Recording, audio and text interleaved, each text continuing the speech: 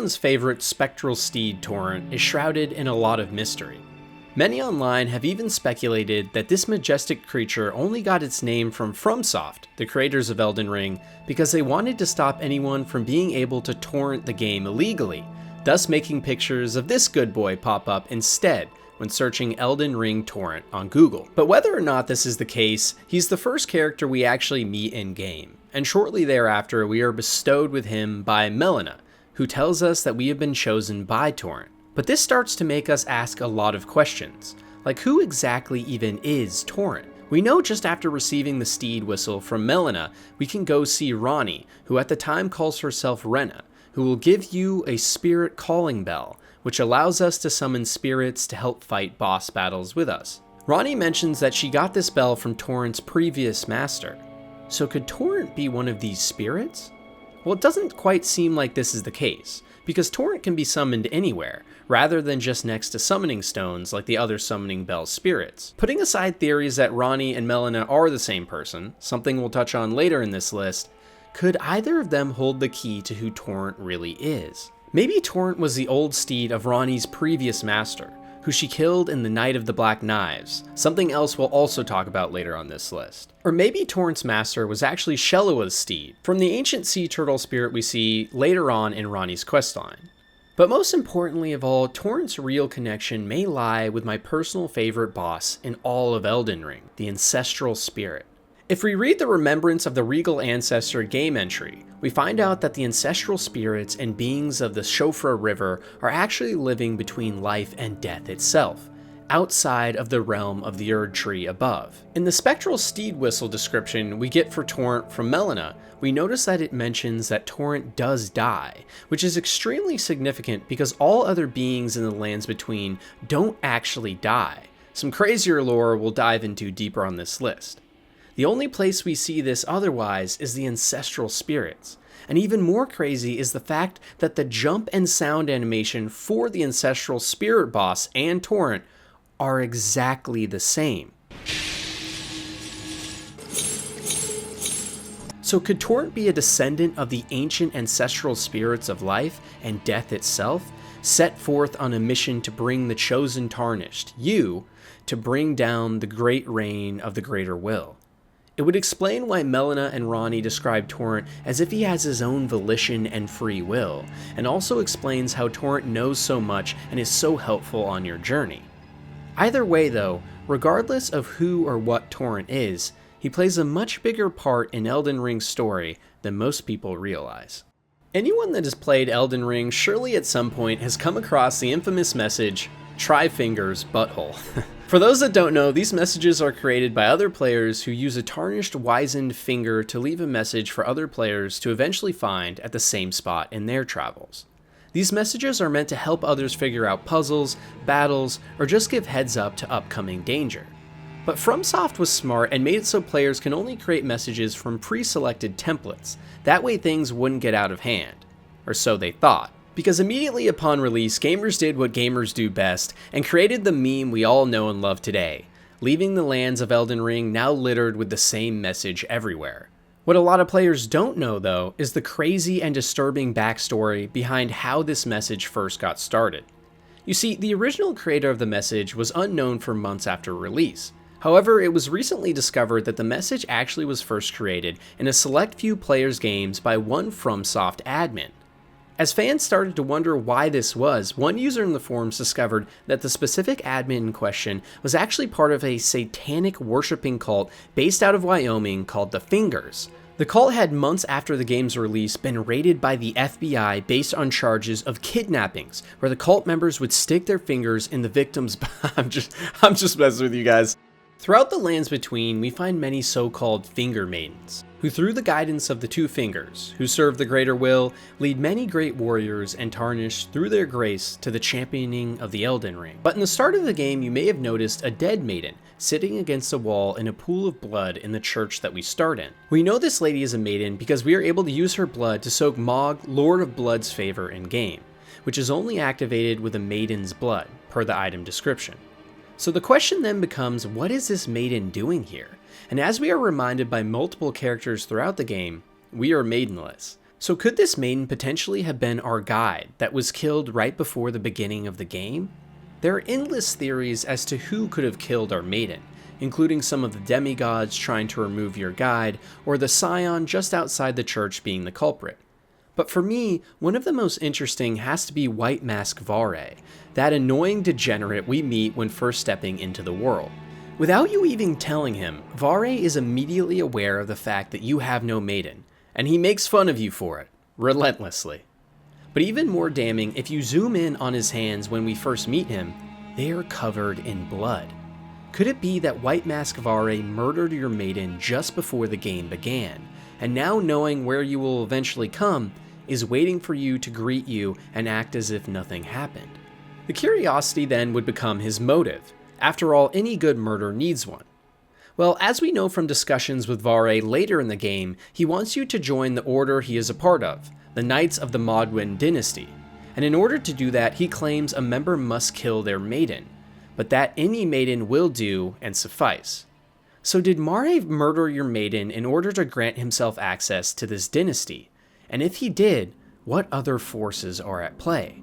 Could Melania somehow be involved? After all, if this was your maiden that was killed, Melania is the one who mysteriously comes to your rescue and acts as your maiden for the rest of the game.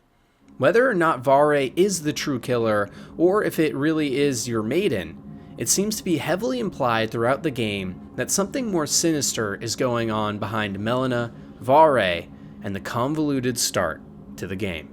For any new Souls players in the series, finding hidden messages from other players throughout the world would have started as a relief, until you realized in many cases these messages left by other players were pranks more often than not. Many times asking players to jump, roll, hit, and do other things that would result in their death, or even worse, them feeling stupid. Also, the community can get a good laugh. But sometimes messages like this can result in finding hidden rooms and treasure. And because of the propensity of FromSoft to include hidden mechanics like this in their games, some players try anything to find new locations. This was taken to a whole new level though, when it was discovered that there is a wall in Volcano Manor that if hit 50 times consecutively would suddenly disappear, letting players into a room they would already have had access to from another door just on the left. But it still sent the community into an absolute frenzy.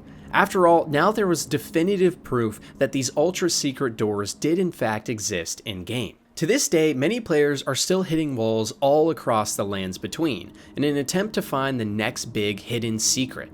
And knowing FromSoft, there might just be some massive discoveries yet to be made. It's one of the most fun parts of FromSoft games that really lends to a strong sense of community as the player base bands together to find these new discoveries, and I really wish more games had things like this.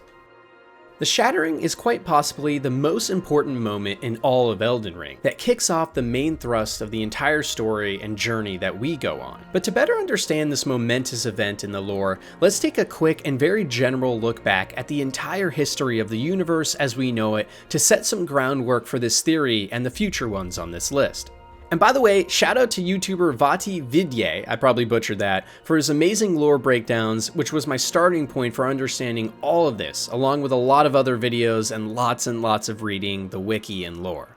In Elden Ring, there are many beings of immense and unknowable power called the Outer Gods, who all impose their will somehow in the universe that the story takes place in.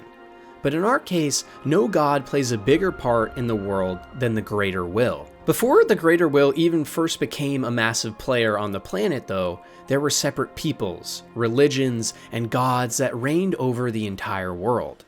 All life on this alien planet was said to have begun from an aspect of the primordial crucible, which was a giant tree in the center of the land which birthed life as we know it from its celestial stew. In fact, we even still have some creatures that stemmed from these times, like the Crucible Knights. God, I hate those things. And what is most likely, and something we'll dive into deeper on this list, is that the Greater Will at one point must have had a motive to gain some of this power from the primordial crucible. And that is probably why he sent a giant gold star hurtling towards the planet, bearing an Elden Beast, the same beast we fight as the final boss in the game. In fact, if we read the boss's remembrance after we kill it, it's referred to as a vassal for the Greater Will, otherwise known as someone who holds land on behalf of their ruler. The beast was a living incarnation of the Greater Will's desire for order, and from this desire became the Elden Ring itself, made up of multiple great and minor runes of power, the same runes we can activate to give ourselves buffs after killing great gods and demigods in the game. But the Greater Will needed more than just a giant beast and tree to conquer the lands between, and so it used the two fingers as a way to spread its power and message throughout the land with the help of the crones. And even more, the Greater Will needed a god who could lead its power in the land. This god is the one known as Queen Marika the Eternal, a Numen, or character class that hails from a different planet entirely that we can even play as in the game. Marika was chosen by the Two Fingers as an Empyrean, or candidate for godhood, and eventually assumed this role and was given a shadow, or wolf companion, as her aid. In her case, being Malekith, one of the big boss fights in the game. And in other Imperium's cases, for example, like Ranni, having a beast wolf like Blythe. And now with growing power and influence in the land, the Greater Will's servant, Queen Marika, broke a piece of the Elden Ring, known as the Rune of Death, and gave it to Malekith, starting the Golden Order that we hear and see in the game. This stolen rune is also the reason player characters don't die in Elden Ring and instead always respawn, as death itself was stolen from the world. But the Greater Will was not done, and now the Golden Order's main adversary in the lands was the House of the Moon, which consisted of the Carian royal family and the sorcerers of Raya Lucaria, which we visit in-game. And this is where the events of the Shattering begin to unfold. The Golden Order at the time was led by a great and fierce warrior known as Godfrey, husband to Marika, and under Godfrey's command the Golden Order won many battles and claimed the lands of the giants and the dragons. But the House of the Moon was their most difficult adversary, and a warrior named Radagon of the Golden Order was entrusted with leading the battle here. He marched the Golden Armada into the lands of Liurnia again after multiple previously failed invasion attempts. But this time something strange happened. Instead of waging war, Radagon actually did the unthinkable, and fell in love with the opposing general for the House of the Moon, Lady Rennala, who was also a main boss in the game. Together they had 3 children, Ranni, Radahn, and Rykard, and it is Ranni specifically who kicked off the events that thrust the world into a new age. On a night of wintry fog, the Rune of Death was stolen. You see, after the Golden Order had conquered all lands in their path, Godfrey, Marika's husband, was banished from the lands along with the Tarnished, who we play as, and stripped of their grace, being forced to endure hardship for some future plan Marika had, presumably, creating strong soldiers to fight a new foe. Marika believed that only through great trial and tribulation could great warriors be born. But just as Godfrey left Marika's side, Radagon too left Rennala's, and instead immediately went back to the Erd Tree to take his spot as Marika's second husband and new king. The division left Liurnia in pieces and caused a civil war between the two sides of the House of the Moon, the Carian royals and the scholars of Raya Lucaria. In this destruction, Ranni took her chance and stole a fragment of the Rune of Death that Marika had given her shadow Malekith before, and on that same night, the fragment was used to kill a demigod, more specifically, Marika's own son, Godwyn the Golden, who was her first child that she had with Godfrey before banishing him. This was the first time a god had ever been killed, and a first time that any in the land bestowed with grace had died for good, instead of coming back to life, due to the Rune of Death's power to overcome this spell. Shortly after this horrific event, Marika in retaliation smashed the Elden Ring, shattering it into multiple great runes, which is why we can acquire them in-game, and thrust the world into the chaos we know it for today, where the Tarnished are on a quest to claim back the throne. The entire ordeal creates even more questions than it answers, and leads to many theories about what exactly happened on that fateful night, and who is really pulling all the strings. Theories we'll all get into later on this list.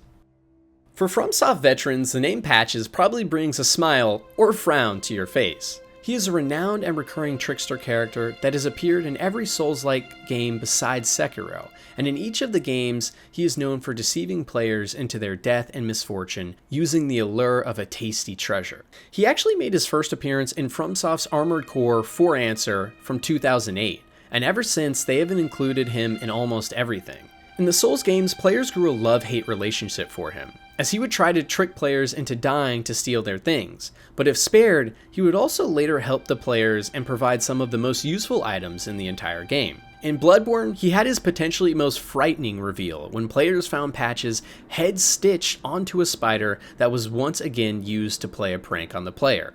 And in Elden Ring, Patches even has his own questline which he is involved in, but sadly it's not fully complete, maybe being saved for a future DLC or sequel. But nonetheless, once again, in Elden Ring, Patches is at it again trying to trick players into their death. For most players, Patches will first be found in Murkwater Cave, where he will initially try to kill you, but upon being bested, will ask for you to spare his life. If you do, you will find him in multiple places throughout the world, including the Volcano Manor just outside the main room, and also once again playing a trick on you at Mount Gelmir. For any player that stumbled upon these weird glowing rocks near the edge of the mountain, you may have wondered what these were and if they held a secret. Well, for anyone that missed it, if you actually walk by and investigate each of these rocks by the cliff face, a cutscene will play where Patches comes up behind you and kicks you off a cliff. Well, if you really are that gullible...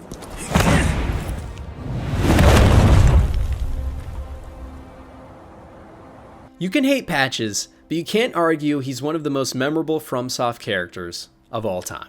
Every FromSoft game, whether it is Demon Souls, Dark Souls, Bloodbourne, Sekiro, or even Elden Ring, has a hardest boss. And in Elden Ring's case, for almost everyone, this boss is Melania, Blade of Mikola. She can be found in the Halig tree, which is by far my favorite zone in the game. But don't let its beauty deceive you, because what lives at the end of this massive and sprawling zone is a warrior donning red hair and a glory unlike any other. Daughter of Radagon and Marika, Melania boasts a massive katana, fast movement, massive AoE attacks, and most annoying, lifesteal on every hit. For many players, this boss proves to be the one that makes them quit the game. But luckily, there is a feature in the game that allows you to have other players join your world for but a moment to join you in battle against great foes. Because of this, many players wait outside of Melania's boss battle in hopes that they will be called upon by other players to help them wage war against her. But none of these stories tops the one posted by Reddit user U22Zipa. After 20 to 30 Melania attempts and getting to 15% several times, I finally decided I would try summoning and bum rushing with 2 others and just getting it done. So I popped the finger remedy and approached the first sign I could. It was a man, wearing nothing but a jar on his head, holding 2 katanas named "Let Me Solo Her." I considered against it, but I was curious, and who am I to deny his wish? The man took no damage except for some rot on the flower attack. He was flawless, and put all of my attempts to shame. I definitely didn't kill Melania, but either way, she is dead. Thank you, kind stranger, even if you will never see this message. This post was followed up by yet another, but this time by the actual Let Me Solo Her player himself, including a video of him soloing the boss for many different gracious players. He used no overpower abilities, no cheese strategies, and even taunted the boss with emotes as he went on. It was a display of Elden Ring at the highest levels, a man who had dedicated himself to the blade and become so powerful that his only option left was to live on as a legend. And most surprisingly, his character was dressed in nothing but a giant pot for a helmet and 2 swords, with the rest of his body being completely exposed with underwear. Both of these posts absolutely blew up on Reddit, and overnight, the biggest Elden Ring meme was born. And to this day, the legend of Let Me Solo Her carries on, and he still joins games to help other players take down the boss, with many creating fan art and stories around his triumph.